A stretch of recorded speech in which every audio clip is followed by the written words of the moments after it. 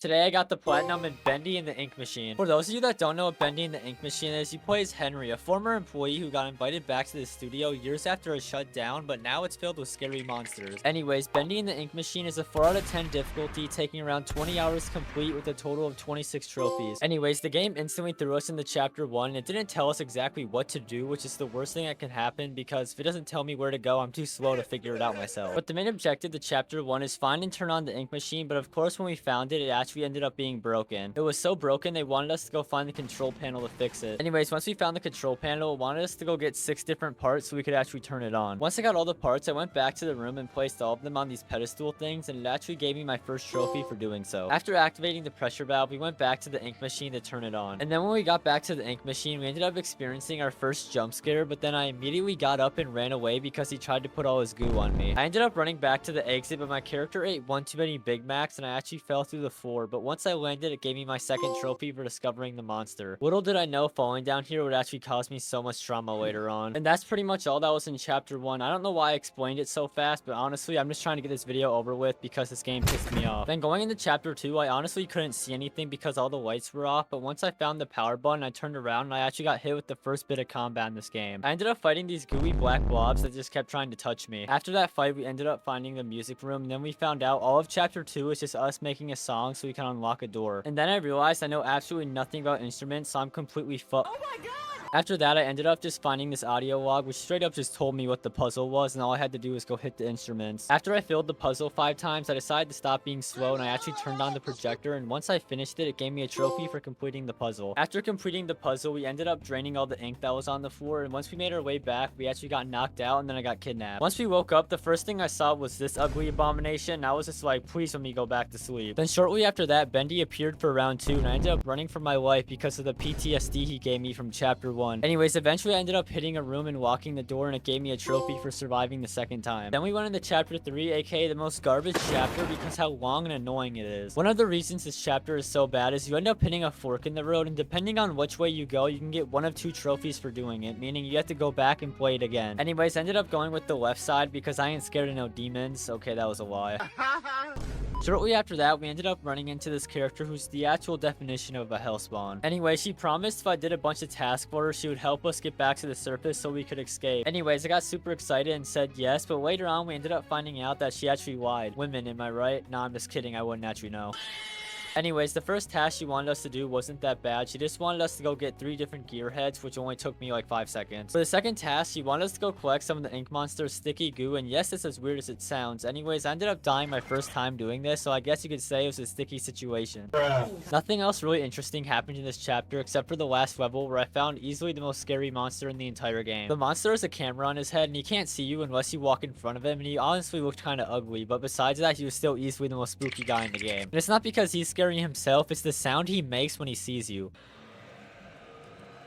Anyways, after we completed that task, that was actually all of them, and as we were making our way up to the surface, she actually betrayed us last second. Shocker. Anyways, it ended up playing a cutscene of our friend getting kidnapped, and after the cutscene was over, we got a trophy for choosing the way of the demons. Going into chapter 4, our goal is to save Boris, and in order to do that, we had to play a bunch of minigames to flip a bunch of switches to unlock like this haunted house that they were keeping him inside of. In one of the minigames I actually did, I got 100% first try, which apparently gave me a trophy. During this chapter, I actually ran into the first of 3 bosses in the entire game, and in order to kill this boss, when he would swing his arms down, you'd have to smack these cogwheels to break his arms, and once you broke all 5 of them, you would actually kill him, and once I killed him, it actually gave me a trophy for doing so. After I killed that boss, I ended up turning on the last power switch, so I went inside the haunted house and went on this ride, and while I was on the ride, I actually ended up running into Boris. And then a cutscene played of Boris picking me up and throwing me across the room, and once I landed, it gave me a trophy for finding him. And this boss was pretty similar to the last one. Boris would run at you, and then he would just turn around and start creaming everywhere, and you'd have to pick it up to make a weapon out of it to damage him. And all that boss really was just repeat that strategy 3 more times, and eventually you would beat him. Anyways, after you beat him, it ended up playing a cutscene, and I actually ended up finding the real Boris and some random girl that he pulled out along the way. Starting off chapter 5, my character was actually locked up, and I don't even want to know what they did to me. Anyways, at the start of this chapter, Boris and his new girl actually left me for dead. It's crazy. Bro had a girlfriend for 5 minutes, and he already ditched me for her.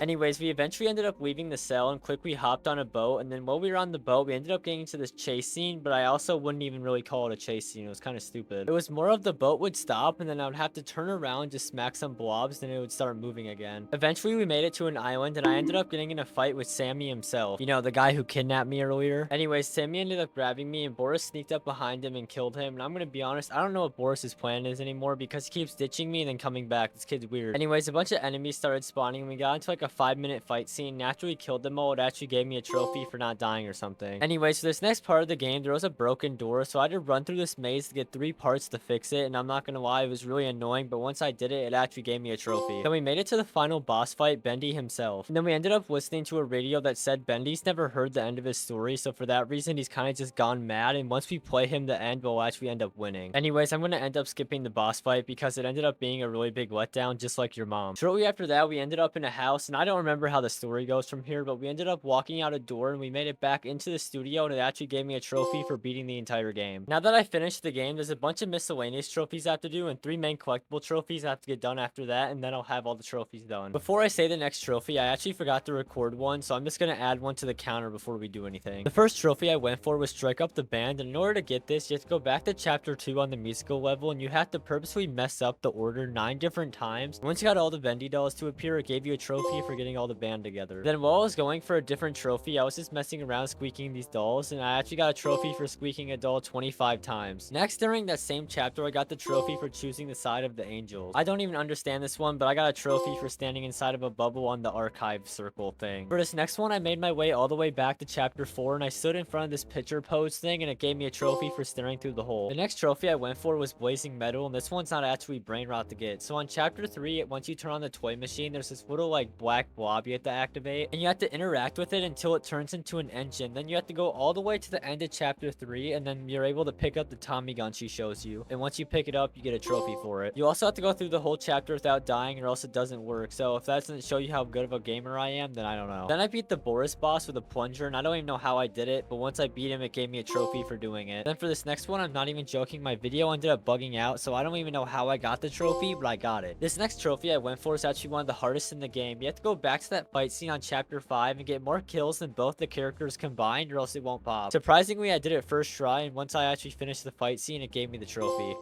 Aggression, bathed in violence. Yo, I actually got it. Next, I was just listening to audio logs, and for some reason, this one alone gave me a trophy. Then during that same playthrough, I got a trophy for listening to all the radios in the game. Then I played chapter 1 through 3 again. I ended up going back to that fork in the road, and I ended up choosing the Angels side, and I listened to that audio log, and it gave me a trophy for listening to all of them. Then I ended up having to play the entire game again just to collect all the soup cans, and this trophy bugged out on me 2 times, meaning I had to play the game 2 more times. But once I got these last few soup cans, I ended up getting the trophy, leading on to the platinum. Wait, I got the fucking trophy. What?